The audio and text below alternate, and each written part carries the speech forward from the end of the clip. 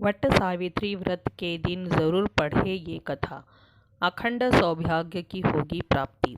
पौराणिक कथा के अनुसार मद्र देश में अश्वपति नाम के धर्मात्मा राजा का राज्य था। उनकी कोई संतान नहीं थी।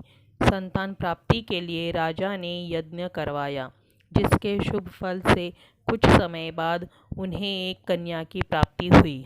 इस कन्या का नाम सावित्री रखा गया।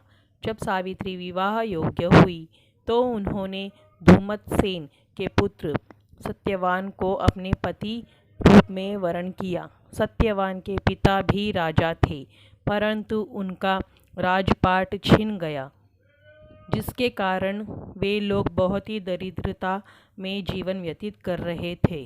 सत्यवान के माता पिता की भी आँखों की रोशनी चली गई थी।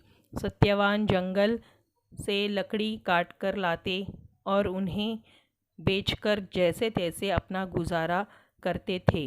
जब सावित्री और सत्यवान के विवाह की बात चली, तब नारद मुनि ने सावित्री के पिता राजा अश्वपति को बताया कि सत्यवान अल्पायु है और विवाह के 1 वर्ष पश्चात ही उनकी मृत्यु हो जाएगी। जिसके बाद सावित्री के पिता ने उन्हें समझाने का बहुत प्रयास किया, परंतु सावित्री यह सब जानने के बाद भी अपने निर्णय पर अडिग रही। अंततः सावित्री और सत्यवान का विवाह हो गया। इसके बाद सावित्री सास ससुर और पति के सेवा में लग गई। समय बीतता गया और वह दिन भी आ गया जो नारद मुनि ने सत्यवान की मृत्यु के लिए बताया था। उसी दिन सावित्री भी सत्यवान के साथ वन में गई। वन में सत्यवान लकड़ी काटने के लिए जैसे ही पेड़ पर चढ़ने लगा कि उसके सिर में असहनीय पीड़ा होने लगी। कुछ समय वह सावित्री की गोद में सिर रखकर लेट गया। कुछ ही समय में उनके समक्ष अनेक दूतों के साथ स्वयं यमराज खड़े हुए। यमराज सत्यवान की आत्मा को लेकर दक्षिण दिशा की ओर चलने लगे। पतिव्रता सावित्री भी उनके पीछे चलने लगी। आगे जाकर यमराज ने सावित्री से कहा, हे पतिव्रता नारी, जहाँ तक मनुष्य साथ दे सकता है तुमने अपने पति का साथ दिया है, अब तुम लौट जाओ। इस पर सावित्री ने कहा, जहाँ तक मेरे पति जाएंगे वहाँ तक मुझे जाना चाहिए, यही सनातन सत्य है। यमराज सावित्री की वाणी सुनकर प्रसन्न हुए और उनसे 3 वर मांगने को कहा। सावित्री ने कहा, मेरे सास ससुर अंधे हैं, उन्हें नेत्र ज्योति दे। यमराज ने तथास्तु कहकर उसे लौट जाने को कहा और आगे बढ़ने लगे, किंतु सावित्री यम के पीछे ही चलती रही। यमराज ने प्रसन्न होकर पुनः वर मांगने को कहा।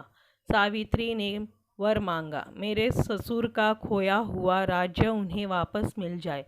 इसके बाद सावित्री ने यमदेव से वर मांगा, मैं सत्यवान के 100 पुत्रों की माँ बनना चाहती हूँ, कृपा कर आप मुझे यह वरदान दें।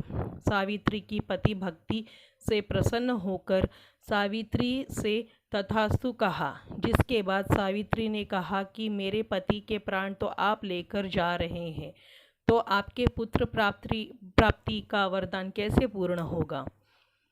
तब यमदेव ने अंतिम वरदान को देते हुए सत्यवान की जीवात्मा को पाश से मुक्त कर दिया।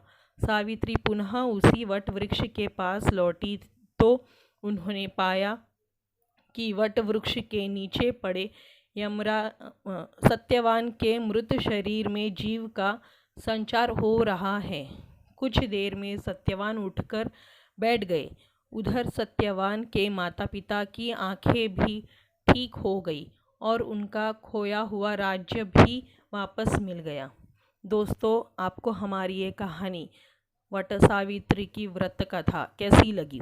अगर अच्छी लगी हो तो इसी तरह की कहानियों के लिए चैनल को सब्सक्राइब करें, वीडियो को लाइक करें, शेयर करें। धन्यवाद।